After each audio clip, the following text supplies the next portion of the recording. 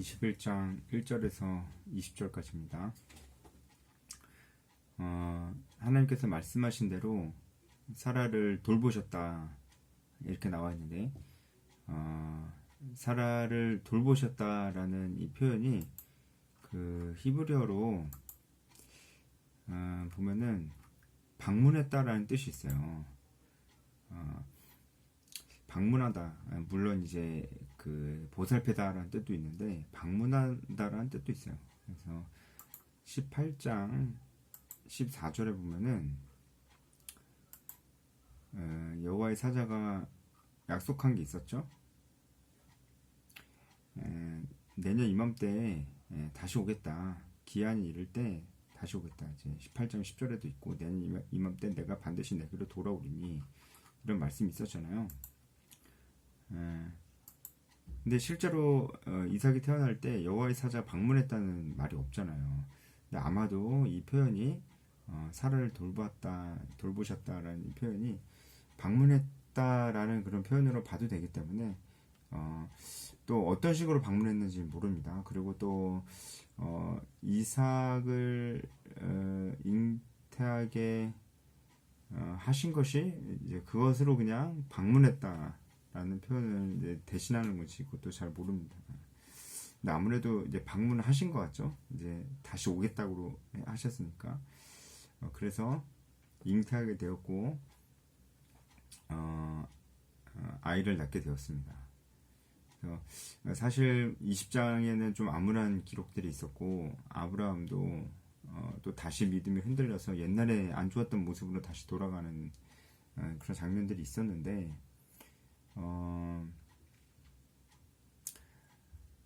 뭐 아브라함이 다시 자신의 잘못을 회개하고 뭐 돌이키고 뭐 이런 내용도 없이 그냥 바로 사라가 임신하고 이삭을 낳는 장면으로 바로 나와요. 그러니까 아브라함과 사라의 어떤 믿음의 상태가 어땠을까 잘 모릅니다. 그러니까 이제 뭐 주인공은 언제나 그랬지만 하나님이신 거죠. 사실 아브라함의 믿음이 흔들려도 하나님은 약속하신 대로 모든 것을 이루어 가시는 거죠. 그렇게 우리가 이 말씀들을 봐야 될 것 같습니다. 근데 아브라함에게도 이제 믿음이 완전히 사라진 건 아니고, 그래도 이 아들을 하나님께서 주셨다는 것을 분명히 알고 있었고, 그리고 그래서 하나님이 말씀하신 대로 아들의 이름을 이삭이라고 했죠. 여호와의 사자가 아브라함의 장막에 방문했을 때 그 이름까지 알려주죠. 그래서 그 이름을 이렇게 이삭이라고 지은 것도 하나님께서 주셨다라는 것을 또 아브라함이 고백을 하는 거죠. 여호와의 사자가 왔을 때 이삭이라는 이름을 주신 게 아니고 언약식을 할 때 이삭이라는 이름을 주셨었네요. 그래서 이삭이라는 이름을 지은 것도 그렇고 4절에 할례를 행한 것도 그렇고, 아브라함이 믿음의 고백을 하는 거예요. 하나님께서 주신 아이다. 하나님의 약속대로 나온 아이다. 아브라함이 어떤 생각이 들었을까. 정말 아브라함이 뭐 진짜 양심이 있다면, 나는 진짜 하는 게 없는데 하나님이 너무 부끄럽게 다 이뤄 가시는구나, 그런 생각이 들지 않았을까. 그래서 뭐 우리도 마찬가지잖아요. 뭐 우리도 늘 부끄럽죠. 예. 우리도 늘 믿음이 흔들리고 낭망하고 좌절하고 우리 마음이 하나님에게서 좀 떠나고 우리 마음에 다른 것이 더 우선순위가 되는 경우도 너무나 많고, 하나님 잊고 살고 이러는데 하나님이 결국에는 믿는 자들을 구원하시기를 기뻐하셨잖아요. 그래서 결국은 우리가 죽어서 하나님 나라에 갈 수 있다는 것이, 이것이 뭐 은혜죠. 우리는 어떻게 보면 아브라함보다 더 우리의 믿음이 흔들릴 때가 더 많은데, 결국은 하나님께서 우리를 저 천국으로 이끄신다는 게, 이게 아브라함 이야기 보니까 뭔 말인지 알겠다, 이런 생각이 들죠. 그래서 우리가 더욱더 소망을 갖게 되는 거죠. 만약에 아브라함이 진짜 잘해가지고 믿음도 뭐안 흔들리고 너무 잘해가지고 잘했는데 어쨌든 잘해서 생긴 건 아니지만 항상 잘했고 그리고 또 약속대로 이삭이 생겼다. 만약 이랬으면은 뭐 우리하고의 좀 괴리감이 있었을 수도 있습니다. 그런데 너무 우리 모습 같죠, 아브라함이. 그런 아브라함의 모습에도 불구하고 하나님께서 결국은 약속하신 것을 이루셨다. 그래서 우리 소망을 하나님께만 둬야 되고 하나님이 지금도 우리에게 맡겨주신 사명과 이런 약속들이 하나님께서 반드시 보이지 않고 들리지 않아도 하나님께서 반드시 이루실 것이다라는 그런 확신이 우리에게도 저에게도 있어야 되겠다라는 생각을 해봅니다. 그래서 이제 사라도 하나님이 나를 웃게 하셨다 이렇게 고백을 하고 하나님께서 주신 아이라는 고백을 합니다. 그런데 그 다음에 이어지는 내용이 이게 맞나 싶은 내용이 이어지죠. 큰 잔치를 베풀었어요. 8절에 여기까지 맞아요. 아브라함도 사람들에게 이제 아이가 태어났으니까 잔치를 하는 거기도 하고 하나님께서 주셨다라는 얘기를 하려고 하는 거기도 하겠죠. 그런데 사라가 이스마엘의 이삭을 놀리는 것을 아주 안 좋게 봅니다. 이스마엘은 이제 자기의 상속권이 이삭에게 넘어갔다는 것을 알고 이삭을 이제 놀리고 그랬던 것 같아요. 괴롭히다, 뭐 이렇게 조롱하다 이런 뜻도 있는데 괴롭혔던 것 같아요. 이제 하갈의 아들은 많이 컸으니까 이스마엘은 많이 컸으니까 그 정도는 충분히 알거든요. 그래서 사라가 그것을 보고 이 하갈과 이스마엘을 쫓아내자 이렇게 얘기하는 거예요. 믿음이 있는 행동일까요? 어쨌든 이제 가장 중요한 주제는 예전에도 많이 얘기했지만 믿음인데 사라가 하나님의 말씀을 기억하고 그 언약을 믿는 믿음이 있는 것인가 라고 했을 때 아닌 것 같죠? 왜냐면 아브라함도 그렇고 사라도 그렇고 하갈을 내쫓았다는 게 처음이 아니잖아요. 그때도 이제 하갈이 애굽으로 가는 길에 여호와의 사자를 만났는데 그때 이제 이스마엘에 대한 예언의 말씀을 듣게 되잖아요. 그래서 여호와의 사자가 다시 돌아가라 그래가지고 하갈이 이제 애굽으로 가던 길을 멈추고 다시 돌아오게 되는데 그때 이제 이 아이의 이름을 이스마엘이라고 이것도 여호와의 사자가 붙여준 이름이고 그래서 하갈이 그 여호와의 사자를 만났던 이야기를 아브라함에게 다 했을 거란 말이에요. 사라도 모를 리가 없고 그러니까 이스마엘을 향한 하나님의 약속이 있다는 것도 알고 있을 것이고 그 약속이 이스마엘로 하여금 많은 자손을 이루시게 한다라는 그런 약속이 있다는 것도 그 약속이 하나님이 하신 약속이라는 것도 다 알고 있을 거란 말이에요. 그런데 내쫓아버린다. 그것도 뭐 너무 부실하게 준 것이 아닌가 싶을 정도로 떡이랑 물 가죽 부대 하나로 이렇게 담아다가 떠나라.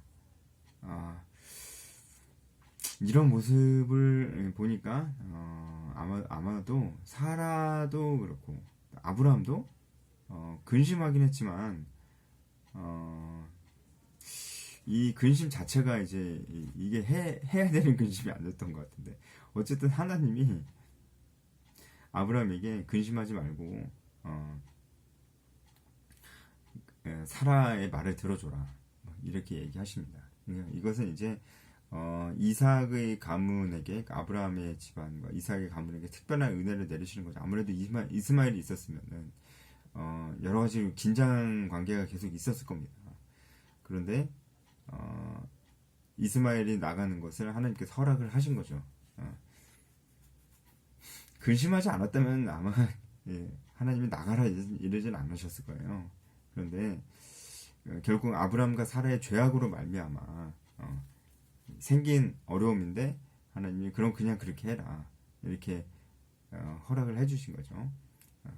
이삭이 중요하다라는 얘기를 하나님께서 또 해주시는 거기도 합니다. 이삭에게서 나는 자라야 내 씨라 부를 것이다. 이것도 언약의 말씀이죠. 이삭이다. 이스마엘이 아니고 이삭이다라는 말을 다시 한번 하나님께서 해주십니다. 그래도 이것은 하나님께서 하갈과 이스마엘이 나가는 것은 하나님께서 허락해 주신 것이지 기뻐하시는 것은 아니었을 것이다. 그렇게 생각이 듭니다. 그 다음에 나오는 이야기를 봐도 그렇죠. 이제 하갈과 이스마엘이 너무 불쌍해요. 여기 하갈과 이스마엘이 떠나죠. 떠나는데 14절에 아브라함이 떡과 물을 주고 그 아이를 데리고 가겠다라는 이 표현이 사명을 주어 보내다라는 그런 뜻도 있어요. 원어로는. 그러니까 어떤 의미로 아브라함이 보냈냐. 아마도 아브라함은 하나님께서 이스마엘에게 하신 그 약속을 믿음으로 좀 보냈을 것이다. 사라보다는 좀 낫죠. 근데 아브라함은 그런 좀 믿음이 있었을 것이다. 하지만 이 믿음도 아쉬운 믿음이죠. 정말 제일 좋은 거는 보내지 않는 것이라고 저는 그렇게 생각합니다. 어쨌든 하나님께서 그 약속을 지키시지 않을까라는 생각으로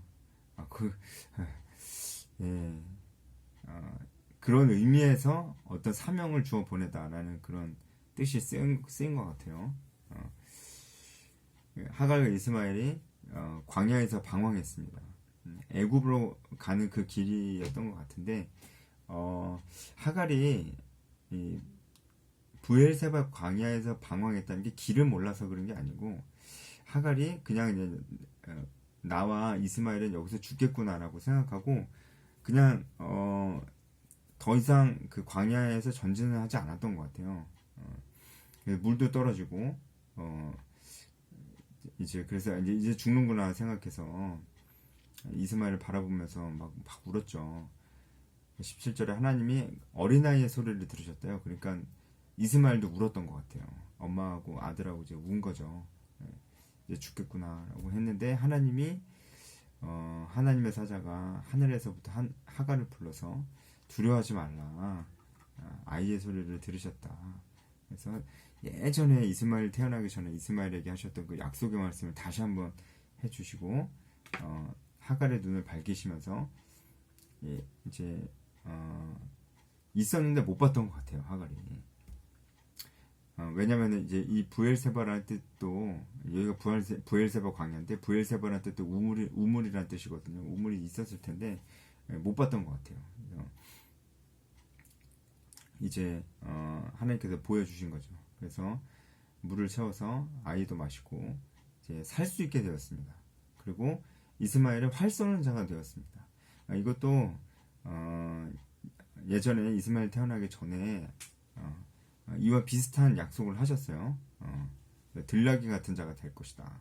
그래서 이스마엘이 실제로 이제 그 하나님의 예언의 말씀대로 그렇게 성장했다라는 것을 보여줍니다. 사실 이스마엘은 약속의 씨앗이 아닙니다. 어떻게 보면 아브라함과 사라의 부끄러운 과거죠. 그럼에도 불구하고 하나님께서 이들에게 언약의 자손은 아니지만 하나님의 언약이 이들을 통해서 흘러가지는 않지만 이들도 보호하시고 이들에게도 복을 주시는 거죠. 자손의 복도 주시고 복을 주시는 거죠. 그렇다면은 이스마엘의 자손은 하나님을 잘 신앙하는 자손이 됐을 텐데 또 그러지는 못했어요. 그러니까 여기는 참 제대로 된 사람이 아무도 없습니다. 지금 아브라함, 사라, 하갈, 이스마엘까지 제대로 된 사람이 없어요. 주인공은 하나님입니다. 하나님만이 오직 이 약속을 지키시고 이루시는 분이고 나머지는 다 하나님의 말씀을 잘 믿으려고 하지 않는 그렇지만 하나님께서 그 믿으려고 하지 않는 자들도 그렇게 먹이시고 보호하시고 그들을 불쌍히 여기시고 한다는 것. 결국은 이래서 예수께서 우리를 위해서 죽으셨던 것이 아닐까. 우리도 아브람보다 더 100배 1000배 더 심각하고 나쁜 상황이었고 그래서 심판을 면할 수 없는 상황이었는데 우리가 한 건 아무것도 없는데 하나님의 아들이 우리를 위해서 죽으셨다. 하나님이 다 하셨죠. 약속대로. 예, 예수 그리스도의 복음이 정말 우리로부터 말미암은 게 아니구나 라는 생각을 이 말씀을 보면서도 또 하게 되고, 하나님이 얼마나 그 사랑이 충만하신 분인지도 또 묵상하게 됩니다. 우리가 한두 번 실수해도 우리가 회개하고 진정으로 하나님께 돌아온다면 하나님이 우리를 다시 일으켜 세워주지 않으시겠어요? 아브라함의 잘못도 지금 또 잘못하는데 하나님께서 그 잘못도 그 잘못으로 인해서 또 이런 피해자가 생기지 않도록 다 보살펴 주시는데, 이런 걸 보면서 하나님 어떤 분이신지를 우리가 생각해 보면 좋을 것 같습니다.